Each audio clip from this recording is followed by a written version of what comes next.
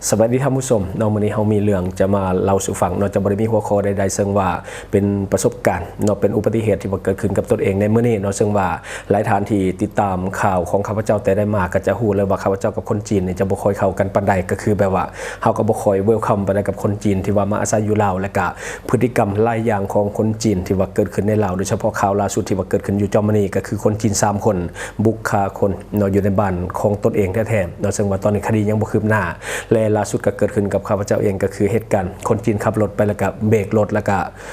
็เหตุให้รถของข้าพเจ้านั้นเกิดอุบัติเหตุเนาะก็เดี๋ยวนี้เกิดอุบัติเหตุแล้วก็เคลียร์กันบ่ได้แล้วก็รถกระเพเดี๋ยวนี้เงินก็เสียเนาะต้นเหตุก็มาจากคนจีนแต่สุดท้ายบ่ได้ยังตำรวจมาก็บ่ได้ยังเจ็บใจละล่ะซึ่งมันแค้นใจนะคือเดี๋ยวนี้เป็นผู้เสียหายแต่ว่าต้องได้จ่ายเงินให้ทุกคนเนาะก็คือรู้สึกว่าถึงเอาเปรียบแห่งกฎหมายกระทรวงยังบ่ได้เนาะรถเกิดอุบัติเหตุเพราะว่าคนจีนเขาจะขับมาซื่อๆขับมาซื่อๆแล้วก็มาแล้วก็เบรกเนาะก็คือคอยว่าแทนนะครับคันบ่มีเวียงยังคอยบ่ยงกับคนจีนคอยบ่คอยมักกับคนจีนคอยนำเสนอข่าวไปแต่ละเทื่อนี่คอยเห็นพฤติกรรมคนจีนที่มาอาศัยอยู่ลาวนี่คอยบ่มักเลยก่อนอื่นคอยขอเกินจังซี่ซะเนาะคือเรื่องนี่มันมีอยู่ว่ามื้อนี้นะคอยนะมีผู้หญิงถือผ้าเนาะผู้หญิงที่ว่ามีท้องนะหลายเดือนแล้วแหละแต่ว่าเป็นครอบครัวที่ทุกข์ยากเขาเจ้าแบบบ่มีความสามารถที่จะเลี้ยงแล้วเขาก็อยากให้คนอื่นเอาลูกไปเลี้ยงว่าสิคอยก็เห็นใจปกติคอยจะบ่ลงไปยุ่งเกี่ยวเด็ดขาดกับเรื่องแบบนี้แต่ว่าในกรณีนี้เราก็คือทุกข์ยากแห้งบ่มีเงินไปโรงหมอเนาะบ่มีรถไปโรงหมอแล้วก็คอยก็เอารถส่วนตัวคอยเอาเงินคอยเองแล้วก็คอยก็พาเราไปโรงหมอเนาะไปโรงหมอจ่ายค่าคลินิกค่ากวดค่าเอ็กโคยังทุกอย่างคอยจ่ายหมดเลยหลังจากนั้นคอยกลับมาบ้านเนาะกลับมาบัดนี้มาฮอดกลางทางเนาะคนจีนขับรถมากันนี่แหละหลายคันขับมาคนจีนทางหน้าบ่ฮู้ว่ามันค่าหยังมันเบรกเนาะเบรกกระทันหันเลยนะแล้วบัดนี้รถคอยเป็นรถคันที่3มีคนจีนแล้วก็มีคนลาวอีกคันนึงที่เป็นรถกระบะต่อมาแล้วก็เป็นรถคอยเนาะก็คือคนจีนมันจอดเนาะคนจีนมันจอดจึกบัดเดียวแล้วบัดนี้คันต่อมามันก็เบรกคอยก็เบรกคือกันเนาะรถคอยก็เบรกคือกันแต่ว่ามันบ่อยู่เนาะก็คือมันมีระบบ ABS เนาะก็คือABS system เนาะที่ว่ามันเป็นตัวช่วยเบรกนะที่ว่ามันปล่อยเบรกเฮานะเวลาเขาเหยียบเบรกกระทันหันนี่มันจะจึกเนาะมันจะปล่อยเบรกเฮาเนาะหลายท่านน่าจะรู้นำกันสำหรับคนที่ว่าขับรถเก๋งหรือว่ารถที่มีระบบ ABS เนาะที่ช่วยบ่ให้รถมันพลิกคว่ำนะมันปล่อยเบรกเนาะปล่อยเบรกแล้วบัดนี้มันไปตำรถกับก้นรถกระบะเขาเจ้าเนาะแล้วก็รถค่อยก็เสียหายเนาะก็ตำรถคนลาวแหละแต่ว่ารถคนลาวกับคนจีนน่ะบ่ได้ตำกันเนาะแต่เบรกนี่ยาวประมาณ10 เมตรเนาะเขาหันเบรกยาวประมาณ10 เมตรเฮาก็บ่ฮู้ดอกว่าคนจีนมันเห็นยังมันจังเบรกเพราะว่าลงไปมันบ่เห็นยังแล้วเนาะก็คือสรุปคนจีนมันเบรกรถคนลาวต่อหน้าข่อยก็เบรกและทางหลังนี่ข่อยก็เบรกเนาะแต่ว่ารถข่อยมันมี ABS มันบ่อยู่มันปล่อยเบรกแล้วก็มันก็ไปตำกลรถเขาแต่ว่าความไวในการต่ำประมาณ25-30 กิโลเมตรต่อชั่วโมงซื่อๆเนาะเพราะว่าข่อยเบรกแล้วแต่ว่า ABS มันปล่อยแล้วก็รถคอยกันหน้ามันบุ่มเนาะแต่ว่าทงลมบริแตกเพราะว่ามันต่ำคอยเนาะทงลมบริแตกเนาะคอยกับคนจีนก็พยายามเคลียร์กันว่าเจ้าเป็นต้นเรื่องเนาะเจ้าเป็นต้นเรื่องเจ้าเบรกเห็นยังจะมีเหตุผลยังเจ้าจึงเบรกกันเคลียร์กันกับบ่ฮู้เรื่องเนาะตอนที่แรกนะคนจีนมันเว้าลาวได้เนี่ยตอนที่แรกมันเว้าลาวได้แต่ว่าลมไปลมมาเซไซอาศัยว่าความบ่ฮู้ภาษาเนาะแล้วก็เห็นว่าลมกันบ่ได้เนาะคอยกระทำว่าเจ้าเป็นต้นเรื่องนี่เจ้าพอสิรับผิดชอบยังได้แน่ว่าสินะเพราะว่ารถเขานี่มันเสียหายขอตำกลรถเขาเนาะเพราะว่ามันต้นเรื่องมันมาจากเจ้าที่ว่าเป็นผู้เบรกเนาะคนจีนก็ตอนที่แรกก็เว้าได้ต่อมามันทำท่าว่าเว้าบ่ได้บ่เราบ่ได้จีนมันหัวเซยมันยิ้มเซยเลยเห็นรถสุขอยตำกันมันยิ้มเซยเนาะแล้วก็แรกๆนี่เว้าเราหลังๆมานี่ทำท่าว่าเว้าบ่ได้เนาะแล้วก็มีหมู่มาอีก2คนมีหมู่มา2คนคนจีนก็ทำท่าว่าเว้าบ่ได้คือกันเนาะแต่ที่จริงเว้าเราได้เว้ากับคอยนี่เว้าบ่ได้แต่เว้ากับพวกคนที่มาเบิ่งเว้าได้เว้าภาษาลาวเนาะคือเพื่อนที่มาก็บ่ได้ช่วยหยังคือคนเราที่คอยตำกลอันแรกๆเราก็บ่เว้าหยังเราอยู่ซื่อๆเนาะเพราะว่าเราบ่ได้ตำเขาเด้และคอยตำแล้วก็ต้นเหตุก็คือเขาและเขาเบรกกระทันหันเนาะ2คันเขาเบรกคอยก็เบรกคือกันแต่มันบ่อยู่เนาะเพราะว่ามันใกล้ที่จริงรถบ่ได้ไวค่อยแล่นก็ประมาณ40หรือ50กิโลเมตรต่อชั่วโมงเท่านั้นเพราะว่ารถมันขึ้นโน่นเนาะแล้วบัดนี้ตำกลคนเราที่แรกอ่ะเซ่ยๆธรรมดาบ่ได้เว้าบ่ได้ว่าหยังก็บ่เดือดบ่ร้อนหยังก็ธรรมดาซื่อๆอยู่แล้วก็แล้วเว้ามาคำนึงว่าบ่เอาผิดหยังข่อยดอกเพราะว่าข่อยตำกลรถเราแต่ว่ารถเราบุ่มน้อยเดียวเนาะคือรถข่อยมันเป็นพลาสติกทั้งหน้ามันต่ำมันเลยบ่ค่อยมีผลกระทบหยังเนาะเพราะว่าทั้งหน้ารถข่อยเป็นพลาสติกเนาะแล้วก็ต่อมาเราก็พยายามถามความรับผิดชอบจากจีนคือกันกับข่อยนี่แหละว่าเจ้าเบรกเห็นยังจะเป็นต้นเรื่องแบบว่าเห็นให้มันเกิดอุบัติเหตุในครั้งนี้เจ้าสิแสดงความรับผิดชอบได้เนาะขอโทษคำนึงก็บ่มีสินะแล้วก็เราก็บอกว่ามันบ่แม่นธุระหยังของข่อยที่จะต้องไปรับผิดชอบให้พวกเจ้า แล้วก็เว้าจังซี่เลยคันเว้ากันดีๆแล้วก็เว้ามวนๆเนาะก็แยกย้ายกันแล้วค่อยก็แปลงเองเนาะแต่ว่าเราบ่เว้าหยังเลยเราเว้ากวนตีนขนาดแบบเขาถามว่าเจ้าก็บ่แสดงความรับผิดชอบหยังแน่บ่ว่าสินะแล้วว่ามันบ่แม่นธุระหยังที่ว่าค่อยจะมารับผิดชอบพวกเจ้าแล้วว่าจังซี่คนจีนเนาะโดยการแปล Google นะแปลกันเนาะแล้วก็ตกลงกันบ่ได้ก็โทรหาตำรวจเนาะเขาก็โทรหา1191เนาะโทรหาอยู่ประมาณ 4-5 สายเนาะ1191โทรหาตำรวจมันถึกช่วงเขาจะพักเที่ยงประมาณ2ชั่วโมงตำรวจมาฮอดเนาะประมาณ2ชั่วโมงตำรวจจึงมาบัดตำรวจมาฮอดเนาะมาฮอดปุ๊บเนาะตำรวจก็พอได้ยินว่าคนจีนมันเบรกและสู้คอยตำกันว่าสินะตำรวจบอกให้คนจีนไปเลยบ่ทันได้เว้าหยังบ่ทันได้เว้าหยังเลยบ่ทันเว้าหยังจักอย่างตำรวจจราจรมาปุ๊บบอกคนจีนไปเลยบ่ผิดหยังโดยที่บ่ทันได้เว้าหยังเลยคนจีนก็บ่ทันได้เว้าหยังบ่มีไผได้เว้าหยังเลยมีแต่คนเท่านั้นว่าคนจีนเบรกและรถทางหลังมันต่ำกันว่าสินะบ่ไกลเกลียบ่หยังเลยว่าคนจีนบ่ผิดแล้วก็ให้คนจีนไปเลยเด้อตำรวจก็ไล่คนจีนไปเลยกวักมือให้คนจีนไปเนาะแล้วคนจีนกับเฝ้าไปเลยคนจีนกับเฝ้าขึ้นรถเขียวนี้เลยเนาะหลังจากนั้นคนจีนไปแล้วเนาะถามว่าตำรวจมาถามข่อยว่าให้แทกบ่เสียให้มาถามว่าให้แทกบ่คือมันเฮ็ดหยังบ่ได้สิมาแทกเฮ็ดหยังเพราะว่าตัวต้นเรื่องเขาเจ้าก็บ่อยู่เลยเด้เนาะอย่างน้อยๆก็ขอโทษแล้วก็ยังไข่มันบ่อันนั้นเลยคนจีนยิ้มตลอดเลยนะเนาะเวลารถสุค่อยต่ำกันมันยิ้มตลอดเลยมันบ่เฮ็ดหยังสายหัวแบบสูบยาสายหัวเซยโอ้มาดบ่ให้ว่าเลยเนาะอันนี้คือคนจีนแล้วบัดนี้จีนไปปุ๊บเนาะตำรวจมาถามว่าให้แทกบ่ซั่นนะเขาว่ามันบ่มีประโยชน์หยังแหละคนผู้ที่จะรับผิดชอบมันไปแล้วเด้ข่อยก็บ่ให้แทกข่อยสิเสียเงินเนาะหลังจากนั้นจีนก็ไปสบายเนาะหลังจากคนจีนไปทำว่าแทกว่าบ่แทกข่อยว่าบ่แทกเพราะว่ามันบ่มีประโยชน์หยังแหละคือคนต้นเรื่องมันไปละเนาะหลังจากที่ว่าเห็นตำรวจมาปุ๊บเนาะคนลาวที่ว่าบ่เป็นหยังดอกเจ้าก็แปลงรถเจ้านะพลิกลิ้นเปลี่ยนสีเนาะเปลี่ยนท่าทีใหม่หมดเลยเนาะเปลี่ยนท่าทีใหม่ทั้งหมดเลยทั้งที่รถบ่ได้เพยังไรเนาะหันกลับมาเอาเรื่องข่อยบัดนี้พลิกวิกฤตให้เป็นโอกาสเนาะพลิกวิกฤตให้เป็นโอกาสย้อนได้ยินตำรวจว่าเอาดีๆนี่บางทีเนี่ยคอยเป็นคนผิดซะว่าสินะพอได้ยินคำนี้ปุ๊บเนี่ยคนลาวผู้ที่ว่าคอยตำกดรถเรานะพลิกลิ้นเลยมีแต่กันชนเราฮะมันบุ่มเขาบุ่มบ่มีห้อยเลยบุ่มแบบมันตำพลาสติกเนาะตำพลาสติกอยู่หัวรถข่อยมันบ่แม่นเล็กขนาดแล้วมันบุ่มเขาซื่อๆบ่มีห้อยบ่มีหยังแต่ว่ามันบุ่มเขาดันกลับกระแดดหันมาเอาเรื่องข่อยเนาะเปลี่ยนท่าทีทันทีท่าทีแข็งเก่าแบบมีอารมณ์โมโหขึ้นมาทันทีเนาะเห็นว่ามันมีโอกาสที่จะเอาผิดกับข่อยได้ว่าสินะเนาะพลิกลิ้นมาทันทีเลยหันกลับมาที่จะเอาเรื่องข่อยแทนตอนแรกๆก็อยากเอาเรื่องจีนบัดสุดท้ายหันมาเอาเรื่องข่อยเนาะโดยมีผู้นึงนะขอเอิ้นว่ามาตัวนึงซะเนาะที่คอยกระซิบใส่หูอันมอนั่นอยู่เจ้าของรถนี่บ่ได้ว่าหยังดอกเจ้าของรถนี่ธรรมดามันก็เป็นคนเงียบๆซื่อๆแต่มันสิมีมาตัวหนึ่งเนาะเสียงสำเนียงแบบหัวพันคนทางสำเนื้อนี่แหละขอโทษเนาะอันนี้บ่เมารวมแต่ว่าข่อยใจหายแห้งกับมอนี่นะมันไป10คนจีนมันไปเสียมคนจีนมันไปเสียมตำรวจมันไปบอกน่ะทั้งที่มันบ่เกี่ยวหยังเลยนะฮะมันเป็นคนที่เห็นเหตุการณ์ซื่อๆแต่ว่าบังเอิญเป็นหมู่กับผู้ที่ว่าสิว่าจังได๋หมู่ของเงินผู้ที่ว่าเป็นคนลาวหั่นเนาะบังเอิญเป็นหมู่ของผู้ที่ว่าเป็นคนลาวหั่นแล้วมันก็ไปเสียมคนจีนจังซั่นจังสิเขาก็บ่ฮู้มันล้มยังกับคนจีนแล้วคนจีนก็บ่เฮ็ดหยังสายหัวยิ้มอยู่หม้อนี่แหละเป็นคนไปเสียมเขา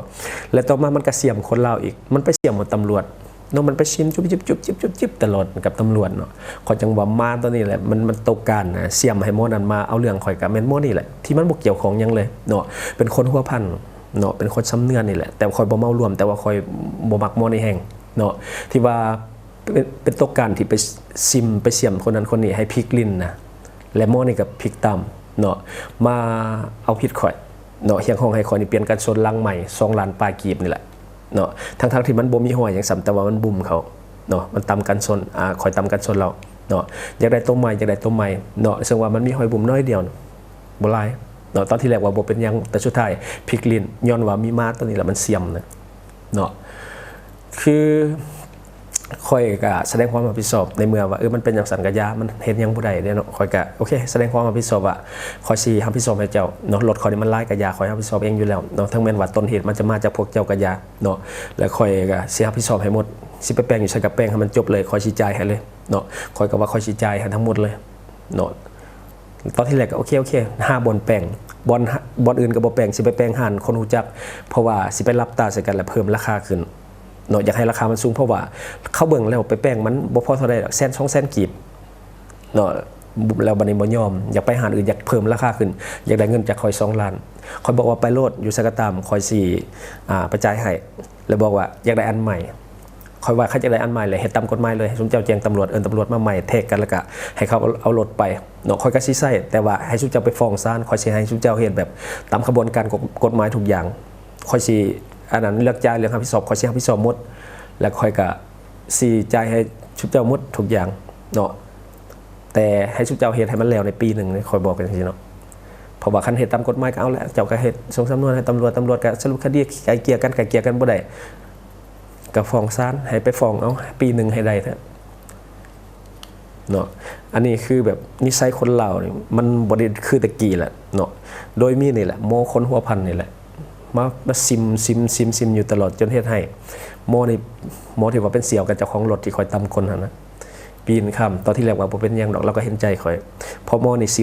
มสุดท้ายเฮ็ดให้โมนี่พลิกลิ้นเนาะมาเอาเรื่องข่อยอยากได้น้ำข่อย2ล้านปลายกีบเนาะอยากไปเปลี่ยนอันใหม่ทั้งที่มันบริเพณอย่างเขาบอกว่าคอยรับผิดชอบแปลงให้เจ้าแล้วเจ้าจะไปหาได้ก็ได้บ่ไปเพราะว่าค่าใช้จ่ายมันน้อยอยากได้ลายนะความหมายก็คือพลิกวิกฤตให้มันเป็นโอกาส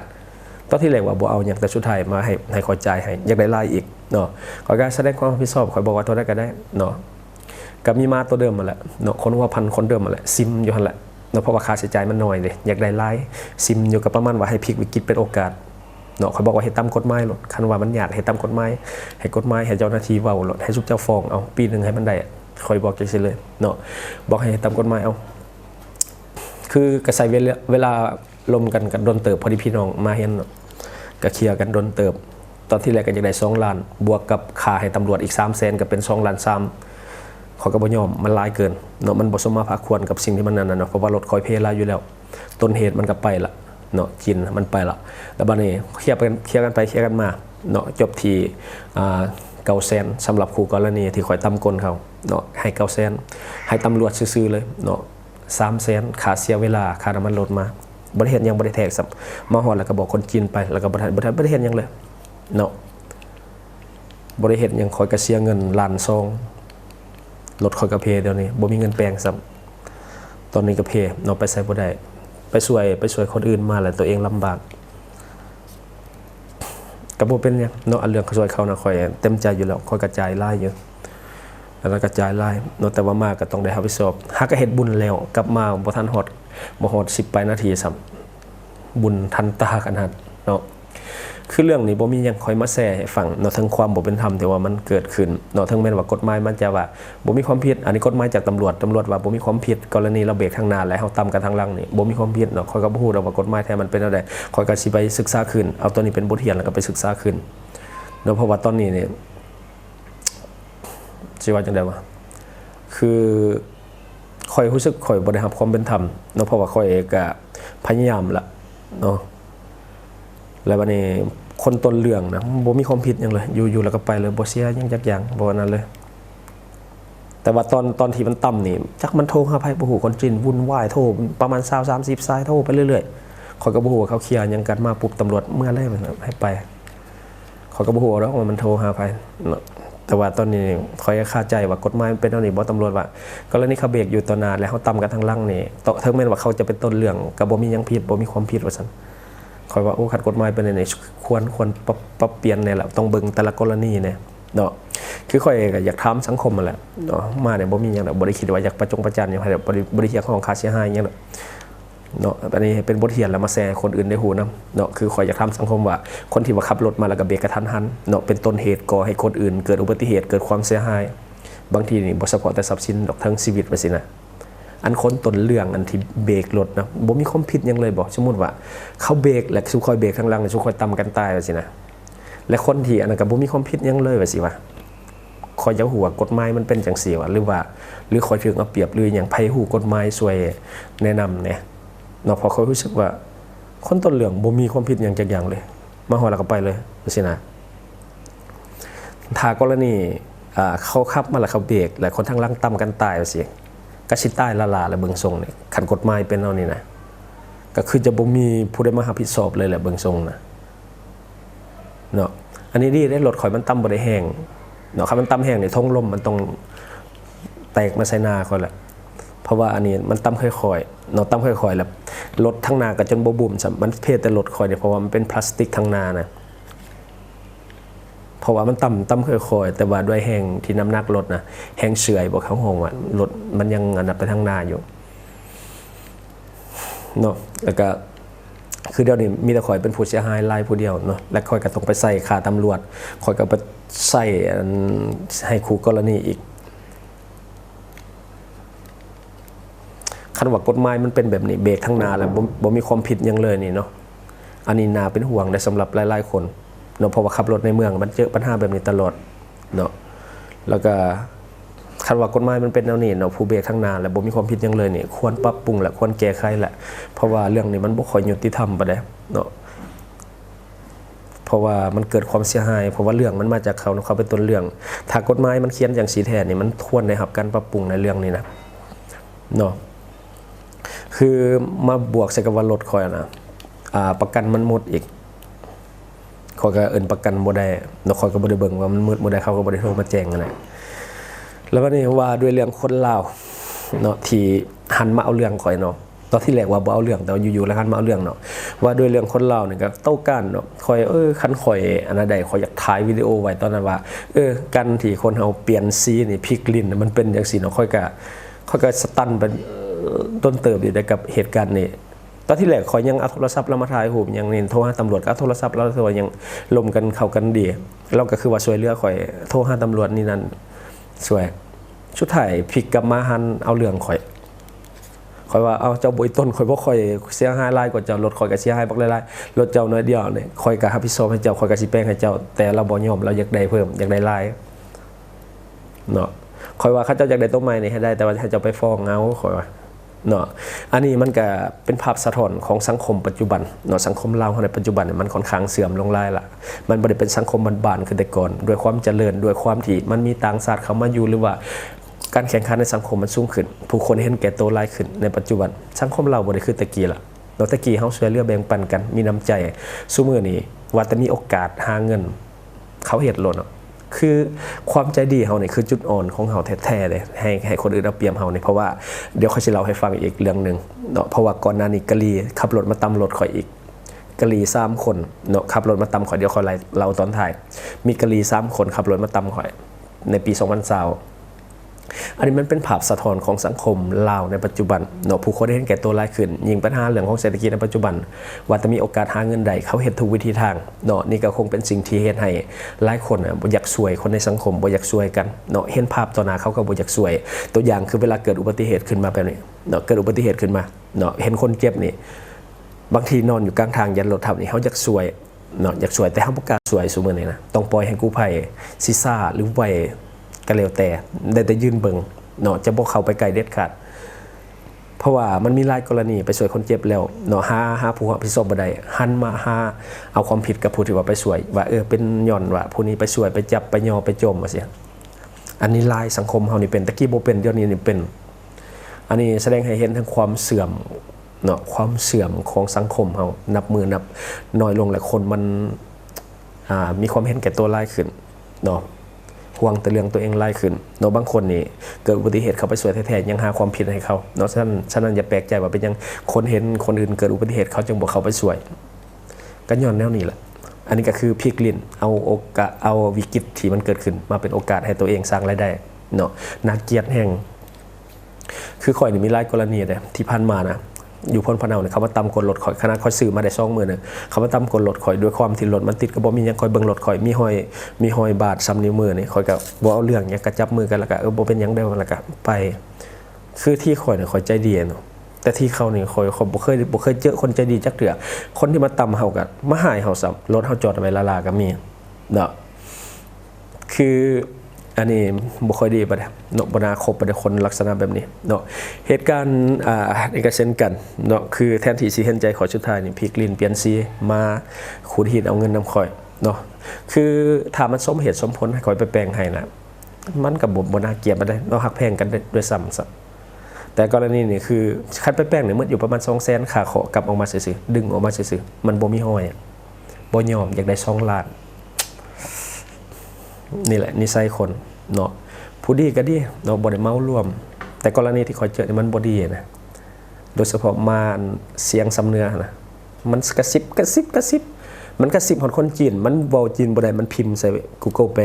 มันเอาไปให้คนจีนเบิ่งบ่ฮู้มันเว้าหยังกันจีนก็ยิ้มอยู่โมนี่ต้องไปเสียมหยังเนาะแล้วก็บอกหมู่มันแล้วก็ไปเสียมมันตำรวจว่าบางทีเขาผิดเจ้าได้บ่ได้มันอ้อเนาะนิสัยโคตรบ่ดีเลยเนาะแต่บ่ได้เมารวมว่าคนแขวงนี่บ่ดีแต่ว่าคนที่มันบ่ดีมาเสียมในเรื่องนี้น่ะคือคนหัวพันสำเนียงชัดเจนโคตรบ่ดีเลยข่อยก็บ่ดีใจกับเรื่องนี้จังหน่อยและอีกกรณีหนึ่งข่อยสิเล่าให้ฟังเนาะที่ว่าเกิดขึ้นกับข่อยในปี2020เนาะข่อยนี่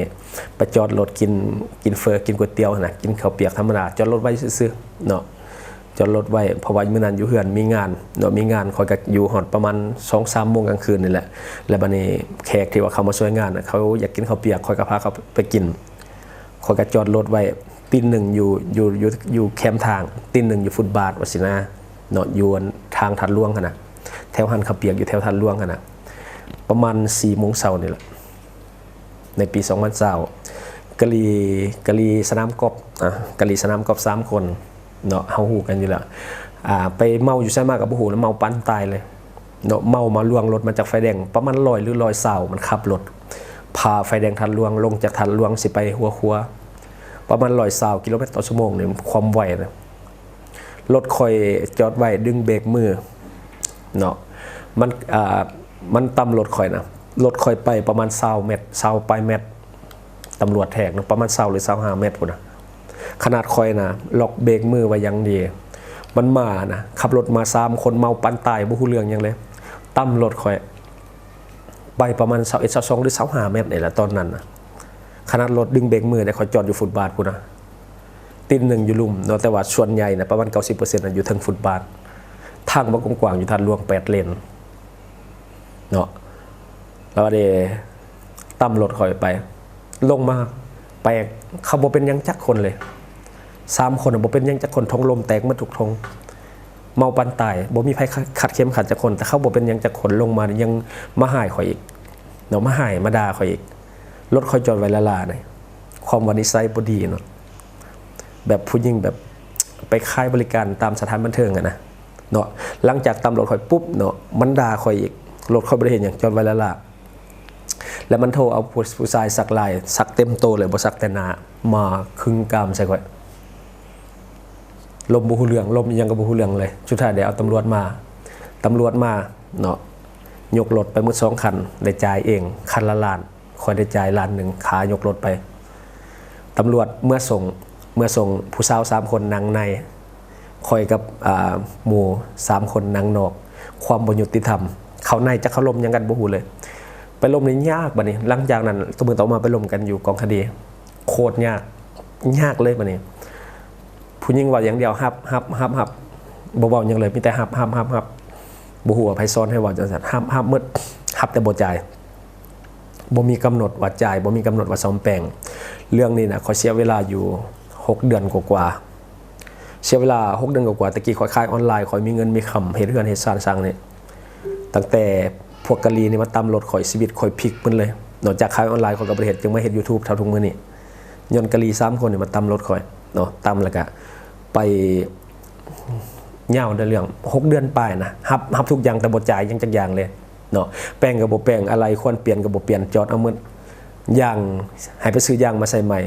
ซื้อยางมือ2มาให้ข่อยอะไรมือ2ทุกอย่างแล้วก็ได้ยากแต่เว้าใหญ่ค่อยมีเงินล้านอย่างซั่นสิแต่ว่ารถที่ต่ำค่อยนะเนาะรถดาวรถผ่อนและบัดนี้นะบริษัทอันที่ปล่อยดาวนะเขาตามอยู่แล้วก็ย้ายบอลไปเรื่อยๆย้ายบอลไปเรื่อยๆไปอยู่บอลใหม่เรื่อยๆเนาะค่อยนำตัวบ่ได้ค่อยเซตเขาทางสนามกอล์ฟค่อยบอกว่าฮู้จักคนนี้บ่ตำรวจค่อยบ่รับผิดชอบจังซั่นสิจากโผล่หัวมาได้ใส่ทั้ง3 คนเนาะขอเซตไปหมดทุกอย่างเลยบอลได้มีหมู่เขาใช้ขอเซตไปหมดทุกบอลขอยบ่ต้องไปหาเลยนำเขาเทือนข่อยเลยก็เฮ็ดหยังบ่ได้ย้อนหยังบ่มีเงินแต่เว้าใหญ่ซ้ำรถเจ้านี่แป้งได้สบายว่าซั่นรถเพิ่นเละหมดเลยเนาะรถเขานั่นเละหมดรถข่อยตามทางหลังบ่มีเงินแต่เว้าใหญ่หายแห้งกว่านั้นน่ะผู้ชายสักหลายน่ะโทรมาขู่ข่อฆ่าข่อยไปแจ้งความเสียเงินละบ่ประโยชน์หยังจักอย่างเลยบ่มีผลหยัง เนาะสุดท้ายข่อยก็วิ่งเต้นเองวิ่งเต้นทั้งที่สุดแล้วยอมเฮ็ดหยังบ่ได้บ่มีเงินว่าซั่นข่อยก็ถามว่ามันคือบ่ยอมแต่แรกคันเป็นจังซี่ก็บ่เสียเวลาฮอด5-6 เดือนในเวลานั้นน่ะข่อยเสียเงินอยู่ประมาณ24ล้านแปลงรถเนาะแปลงรถมันพวกคานอย่างทั้งลุมพวกยางพวกเม็กพวกไฟตาหลายอย่างข่อยได้จ่ายหมดรวมแล้วประมาณ24ล้านกีบเวลานั้นในปี2020ตอนนั้นมีแต่350กีบต่อ1บาทแต่ว่าข่อยจ่ายไป24ล้านเนาะอันนั้นก็ลีมาต่ำแล้วก็เสียเวลาไป6เดือนกว่าๆเนาะตะกี้ข่อยขายออนไลน์ชีวิตกำลังรุ่งเนาะสร้างเฮือนสร้างนี่เฮือนข่อยบ่แล้วเท่าทุกมื้อนี่ก็ย้อนกะลีต่ำรถข่อยเนาะแล้วก็เฮือนก็บ่แล้ว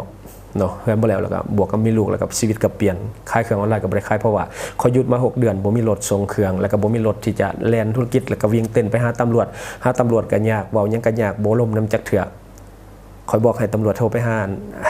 หาเขาแน่ไก่เกลียให้ข่อยแน่มื้อนี้เฮ็ดหยังอยู่กับไผนี่สิเอาไก่กับเบียร์ไปเด้อว่าซั่นป้าข่อยขึ้นว่าข่อยไปฮอดกองประชาการเนาะข่อยไปฮอดกองประชาการเลยบัดนี้ข่อยก็ไปเว้าตรงๆว่าคันเจ้าเฮ็ดจังซี่น่ะข่อยบ่แปลกเลยว่าเป็นหยังคดีมันบ่ดำเนินจักเทื่อบ่แล้วจักเทื่อน่ะคันเป็นจังซี่ข่อยสิเอาเรื่องลง Facebook ได้ข่อยว่าข่อยสิให้สังคมมาพูดนำใช้เวลาแป๊บเดียวในมื้อนั้นนี่ประชุมกันเลยมาประชุมกันทั้งหมดผู้ที่ว่ารับผิดชอบคดีแล้วก็หัวหน้ากองคดีแล้วก็ใช้นะเนาะใหญ่กว่านั้นลงมาเนาะแล้วก็ประชุมกันคอยฮู้แหละจุดอ่อนเขาอยู่ไสบัดนี้เขายันสื่อแล้วคอยก็ติดไมค์ไปไมค์ไว้เรื่อยเนี่ยติดไมค์แล้วก็ถือกล่องไปแต่บ่เฮ็ดหยังแต่ถือติดไปซื่อๆแปลก เขาบ่เว้าหยังเมียดเว้าตามหลักการทุกอย่างแต่คอยบ่ได้อัดหยังได้คอยก็บ่ได้อัดหยังคอยก็ถือไปซื่อๆคอยก็บอกว่าคอยไปถ่ายรายการมาสินะแต่ความจริงติดไปขู่ซื่อๆว่าได้มีอย่างพอเขาคอยฮู้แล้วขยันซื้อหลังจากนั้นคดีแล้วไว้เนาะผู้ที่ว่าต่ำคอยน่ะมายอมรับกับคอยว่าคอยอยากใส่เจ้าอยู่แต่ว่าคอยบ่มีเงินคอยว่ามึงคือบ่รับผิดชอบบ่คือบ่เว้าจังซี่แต่แรกมันจะบ่เสียเวลาคอยก็บ่ได้อยากเอาเรื่องหยังว่าซี่นะเนี่ยล่ะประสบการณ์คอยเคยเกิดขึ้นเทื่อนึงแล้วมาเจออีกเทื่อนี้คอยฮู้แล้วคอยต้องเสียเงินแหละแต่กรณีตัวนั้นมันเข้ามาต่ำคอยแทนที่ว่าคอยบ่ได้ผิดหยังเลยคอยอันนั้นอยู่ซื่อในเวลานั้นข่อยก็เสียเงินลายวิ่งเต้นนี่นั่นเนาะแล่นนี่แล่นนั่นเที่ยวไปเสียเงินบ่แม่นน้อย6เดือนเที่ยวไปเที่ยวมาไปขึ้นของการนี่นั่นแจ้งความนี่น่ะสารพัดตามเขาอีกบ่ได้มีหยังบ่มีให้อันนั้นข่อยแจ้งความบ่ประโยชน์หยังข่อยได้นำเองหมดทุกอย่างข่อยเลยว่าหลีกเลี่ยงเนาะหลังจากนั้นมาเนี่ยข่อยบ่อยากยุ่งเกี่ยวกับไผเลยและข่อยก็ตัดสินใจมาเฮ็ด YouTube นี่เด้เนาะปี2021ข่อยก็เฮ็ด YouTube เพราะว่าในช่วงนั้นมันถึงโควิดเนี่ยข่อยก็มาเฮ็ด YouTube นี่มาเฮ็ด YouTube นี่ข่อยอยู่ในสตูนี่เลยในสตูนี่เลยบ่ออกไปใส่เลยบอลคอยเฮ็ดเวียงเนี่ยห้องสี่เหลี่ยมอันนี้5เมตรเนาะมานี่5เมตรซื่อไปนี่8เมตรเนาะอยู่ในสตูนี่แหละทุกมือเลยบ่ออกไปใส่หลังจากนั้นน่ะย้อนประสบการณ์มาจากสิล่ะขั้นสั้นน่ะคอยบ่มาเฮ็ดซ้ำ YouTube เพราะว่าคอยบ่มักอยู่หน้ากล้องบ่มักให้คนรู้จักคอยมักอยู่เงียบๆเพราะว่าเหตุการณ์นี่มันเกิดขึ้นแล้วคอยบ่มักสังคมเลยคอยค่อนข้างแอนตี้สังคมบ่อยากออกไปเจอไผเนาะมีแต่เรื่องบ่ดีเข้ามาในชีวิตคอยแล้วก็หลังจากนั้นก็บ่อยากเห็นอยากก็มาอ่านข่าวนี่ช่วงแรกกันนักเด้คนด่าข่อยหลายคนชมกันหลายเนาะข่อยก็รับมือบ่ได้ตอนนั้นเป็นไบโพล่าโดนเติบอยู่เด้อาการไบโพล่าไปกวดไปห้องหมอนะเพราะว่าไปอ่านคอมเมนต์หลายเด้คนโจมตีหลายทั้งที่มันบ่แม่นเรื่องนะคือแบบเฮาสิเว้าเรื่องหยังเขาก็ไปเว้าเรื่องการเมืองว่าหยังเขาไปเว้าการเมืองว่าสิสุดท้ายล่ะเครียดล่ะรับมือบ่ได้เนาะตอนนั้นก็ไปปรึกษาแล้วก็กินยาเดือน2เดือนอยู่เด้ตอนนั้นแล้วก็หลังจากนั้นก็แล้วก็เข้าใจนะเพราะว่าเขาเห็นมาเรื่อยๆเขาก็มีประสบการณ์สินะเขาก็เข้าใจหลังจากนั้นแล้วก็โอเคแล้วก็หลังจากนั้นเขาก็บอกว่าอยากไปใส่จนมาหอดมือนี่แหละเนาะมันมีกรณีคนถือผ้าเขาเจ้า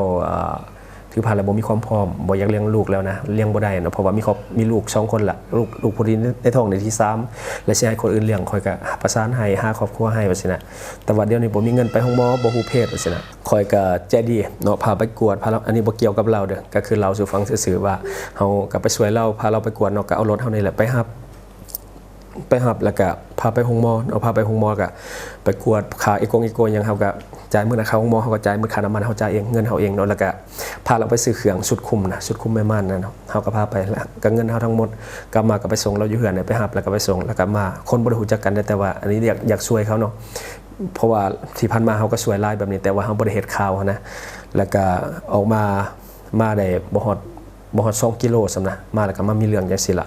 ที่จริงน่ะข่อยบ่ออกเฮือนเลยเด้ช่วงข่อยอันเฮ็ดเวียกนี่ข่อยบ่ได้ออกเฮือนเลย